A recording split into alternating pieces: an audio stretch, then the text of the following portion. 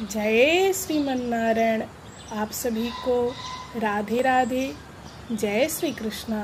पत्युः प्रजानाम् ऐश्वर्यं पशूनां वनकामये अहं कदम्बो भूयाशं कुन्दो वा यमुना तटे।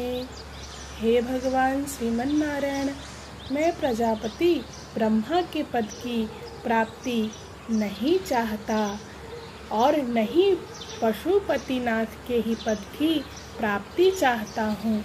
मैं यमुना नदी के किनारे पर कदम्ब वृक्ष या कुंद पुष्प की झाड़ी ही बनने की इच्छा रखता हूँ।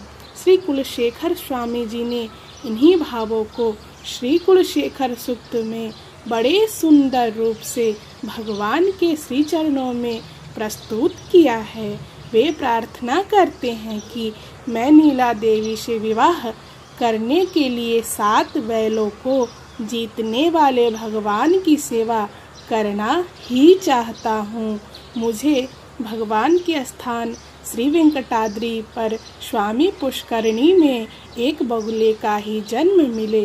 फिर कहते हैं कि बगुला होने पर कहीं मैं उड़कर बाहर न चला जाऊं, इसीलिए मुझे मछली का ही जन्म मिले। फिर कहते हैं कि जल के खत्म होने पर मछली मर जाएगी और फिर न जाने दूसरा जन्म कहाँ मिले, इसीलिए मुझे पान आदि थूकने हेतु निर्मित स्वर्ण की पिकतानी उठाने वाले का जन्म मिले कि मैं सदैव ही भगवान की सेवा में लगा रहूं।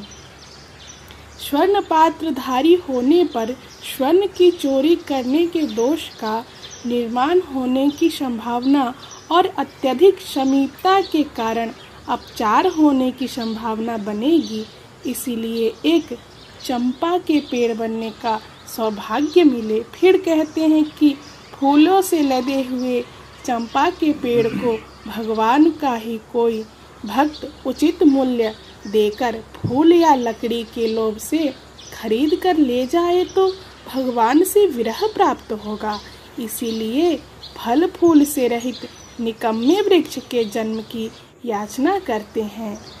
फिर कहते हैं कि कदाचित कोई सफाई कर्मी अनुपयोगी वस्तु के रूप में उस वृक्ष को उखाड़ कर फेंक देवे तो भगवान से विरह की प्राप्ति, इसीलिए एक पहाड़ का जन्म मिले। फिर कहते हैं कि कदाचित नया महल या घर बनाने वाले लोग उस पत्थर को ले जाए, इसीलिए श्री वेंकटाद्रि पर एक झरना बनने की इच्छा प्रकट की।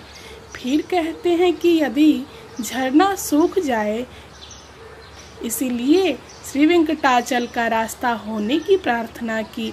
फिर कहते हैं कि कदाचित भक्तों की सुगमता के लिए नए मार्ग का अनुसंधान करने वाले लोगों ने यदि उस मार्ग को अनुपयोगी समझकर नए मार्ग का अनुसंधान कर लिया तो यह मार्ग अनुपयोगी सिद्ध होगी, इसीलिए भगवान की मंदिर की सीढ़ी बनने की याचना की, जिससे कि सामने रहकर भगवान के मुखारविंद का दर्शन करने का अवसर प्राप्त होता रहेगा, इसीलिए भगवान के समक्ष स्थित सीढ़ी को कुलशेखर पड्डी कहते हैं।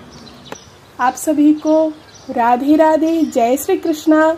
जय श्रीमन्नारायण।